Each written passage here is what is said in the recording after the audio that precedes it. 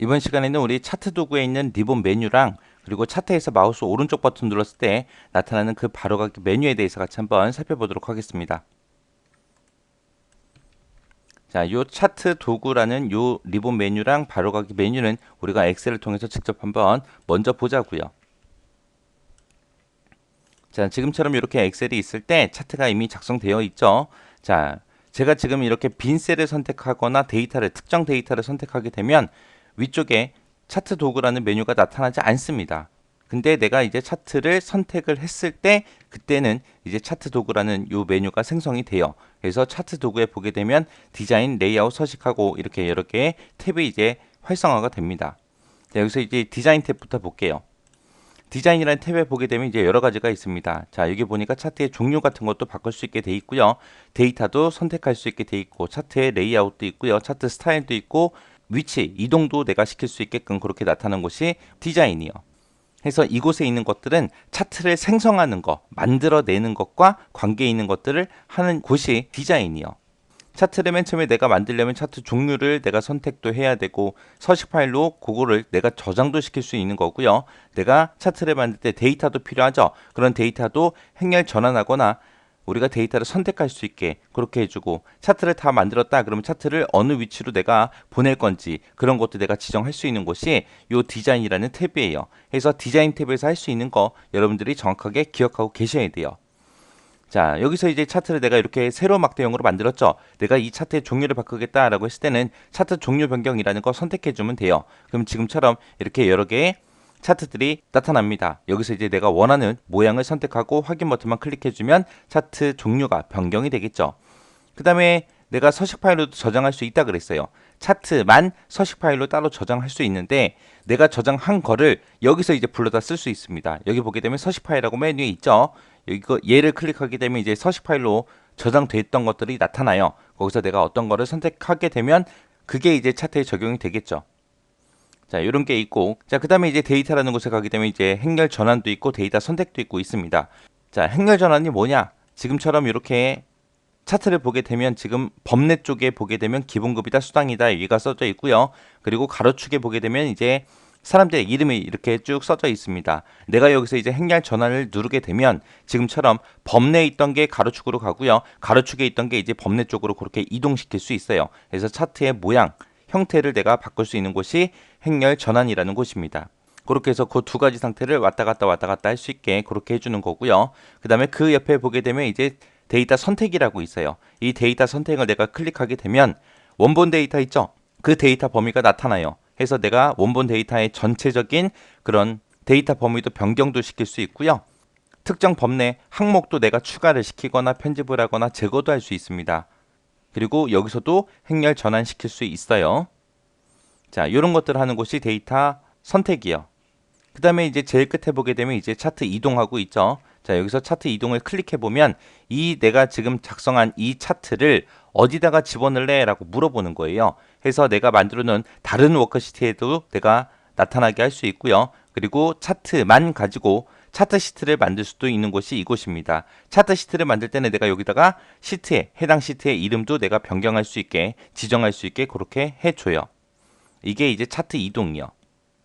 그리고 차트에서 내가 마우스 오른쪽 버튼을 누르게 되면 지금처럼 이렇게 여러 가지 메뉴가 나타나죠. 자, 이곳에서도 우리가 차트 종류도 변경할 수 있고 차트 데이터 선택도 할 수 있고요. 차트 이동도 시킬 수 있습니다. 요 마지막에 보게 되면 3차원 회전이라고 있는데 지금 제가 작성한 거는 2차원 차트죠. 그래서 얘가 비활성화돼서 나타나는 거고 내가 작성한 게 만약에 3차원 차트다라고 하게 되면 3차원 회전이 이제 활성화돼서 3차원 차트를 회전시켜서 차트의 모양을 변경할 때 그렇게 사용하는 게 우리 3차원 회전이라는 곳이에요. 자, 이런 일들을 하는 곳이 우리 디자인이라는 탭입니다. 자, 그 다음에 이제 레이아웃이라는 탭 좀 볼게요. 자, 레이아웃을 클릭하게 되면 지금처럼 여기에 수많은 것들이 있습니다. 엄청나게 많죠. 자, 이런 여러 가지 일들을 하는 건데 이 레이아웃이라는 곳에서 하는 건 뭐냐? 이미 작성된 차트를 내가 뜯어 고치는 거예요. 다른 형태로, 다른 모양으로 바꾸거나 하는 것들을 보고 얘기해요. 자, 그러면 하나씩 좀 보자고요. 여기 맨 위에 보게 되면 이제 새로 축제목하고 이렇게 되어 있는데 이곳을 보고 우리가 뭐라고 부르냐? 차트 개체라고 부릅니다. 해서 여기 옆에 보게 되면 콤보 박스 단추가 있죠. 요 콤보 박스 단추를 누르게 되면 이렇게 쭉 이제 내려와요. 메뉴가.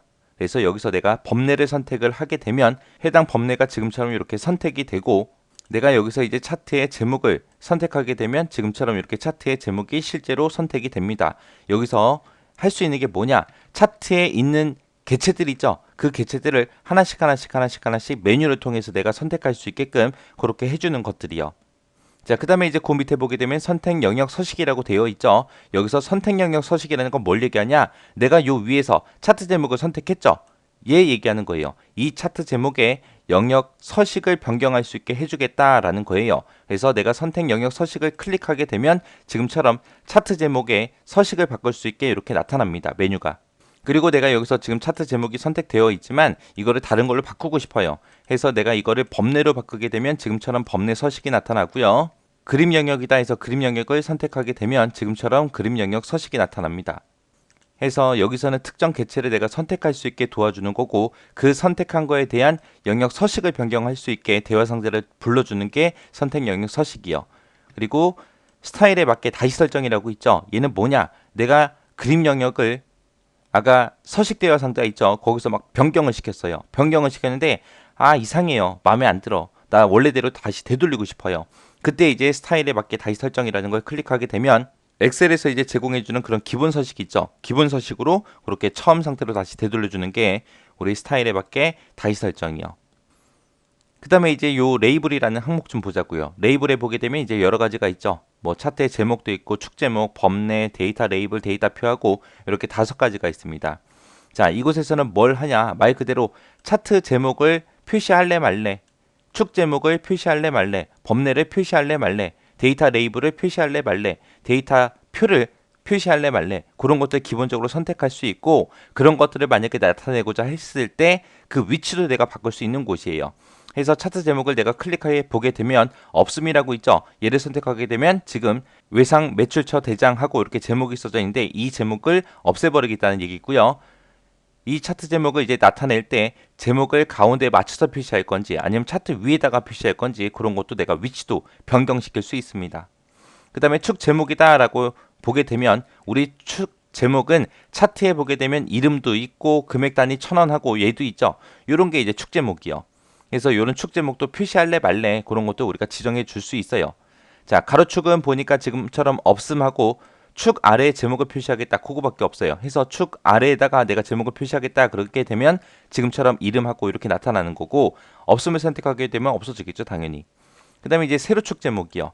세로축 제목에 보게 되면 지금처럼 표시 안 할 거야 그것도 선택할 수 있지만 제목 회전, 세로 제목, 가로 제목하고 이렇게 3가지를 더 선택할 수 있습니다. 제목 회전이라는 게 지금 얘예요. 지금처럼 이렇게 글씨가 누워 있잖아요. 이게 제목 회전이고요. 세로 제목이다 그러면은 지금 이 글자들을 전부 다 세로 쓰기로 그렇게 표시해 주는 거. 가로 제목이다 그러면 이 제목을 가로로 이런 모양으로 내가 표시해 주는 게 가로 제목이요. 자, 지금 보면 여기 보게 되면 이제 무슨 색이 뭐다 해서 있는 것들 있죠. 이게 범례죠, 범례. 그래서 범례를 클릭해 보게 되면 범례를 표시 안 하겠다 그런 것도 선택할 수 있지만 왼쪽 오른쪽 위아래에서 그런 위치도 내가 지정해 줄 수 있고요. 그리고 오른쪽에다가 범례 표시해라, 왼쪽에다 범례 표시해라 하고 2가지가 있는데 얘는 뭘 얘기하냐? 차트 그림 영역 있죠. 이 그림 영역을 크게 만들어요. 이 범례가 없으면 이제 차트 그림 영역이 커질 거예요. 그때 이제 그림 영역과 겹치게 해서 오른쪽에다 표시할 건지 왼쪽에 표시할 건지 그런 것들 내가 지정하는 겁니다.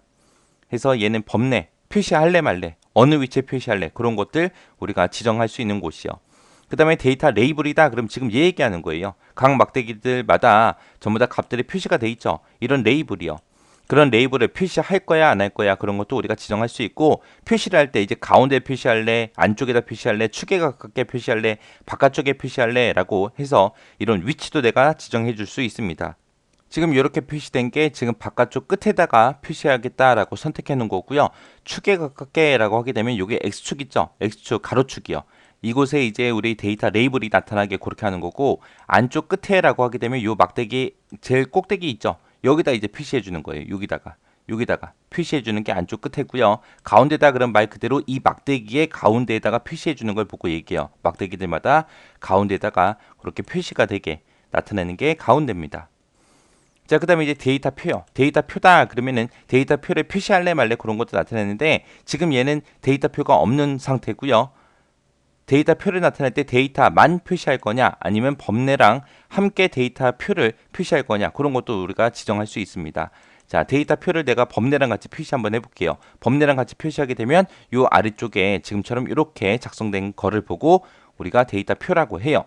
그 다음에 이제 그 옆에 보게 되면 이제 축하고 있죠. 축에는 보니까 축, 가로축, 세로축 그거 그리고 그 축들마다 이제 눈금선에 표시할래 말래 그런 것들 우리가 지정해 줄 수 있습니다. 축도 찍어 보게 되면 가로축이 있고 세로축이 있고 있죠. 해서 가로축 같은 경우에는 이제 가로축을 없애버리겠다, 표시하지 않겠다라는 거고요. 그 다음에 왼쪽에서 오른쪽으로 축을 표시할지 오른쪽에서 왼쪽으로 축을 표시할지 레이블 없이 그냥 축만 표시할지 그런 것들 이제 선택할 수 있게 해주는 곳이에요. 그 다음에 이제 축에 보게 되면 이제 세로축도 있죠. 세로축이다 그러게 되면 지금 얘 얘기하는 거죠. 그래서 세로축을 표시 안 하겠다. 아니면 기본적인 모양으로 그냥 표시하겠다. 아니면 이 세로축을 1000단위로 표시하겠다. 100만 단위로 표시하겠다. 10억 단위로 표시하겠다. 이 세로축을 로고 눈금을 사용해서 축을 표시하겠다. 그런 것도 우리가 선택할 수 있는 곳이에요. 그 다음에 이제 눈금선이다 그렇게 되면 이제 가로도 있고 세로도 있고 둘 다 있겠죠. 여기서는 이제 없음. 눈금선을 없애버리거나 아니면 주눈금선, 보조눈금선, 주눈금선, 보조눈금선에서 이런 것들 선택할 수 있습니다. 자, 여기서 이제 눈금선에서 지금 얘 보게 되면 각 수치들마다 눈금선이 쭉쭉 그려져 있죠. 이 눈금선을 보고 우리는 주눈금선이라고 하는 거고요.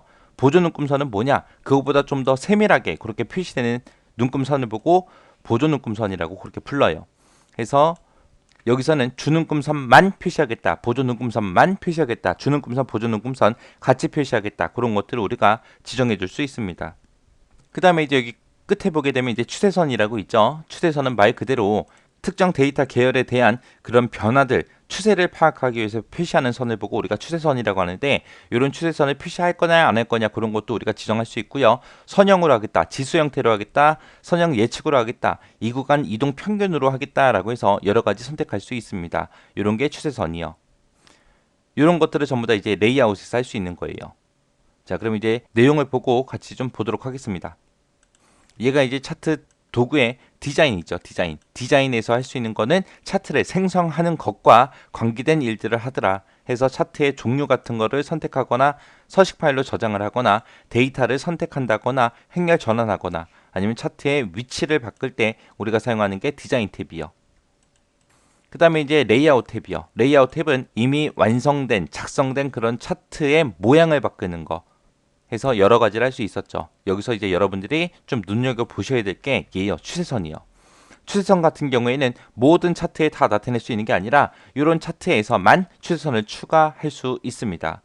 디자인 탭하고 레이아웃 탭에서 각각 할 수 있는 것들 구분할 수 있게 여러분들이 알고 계셔야 됩니다.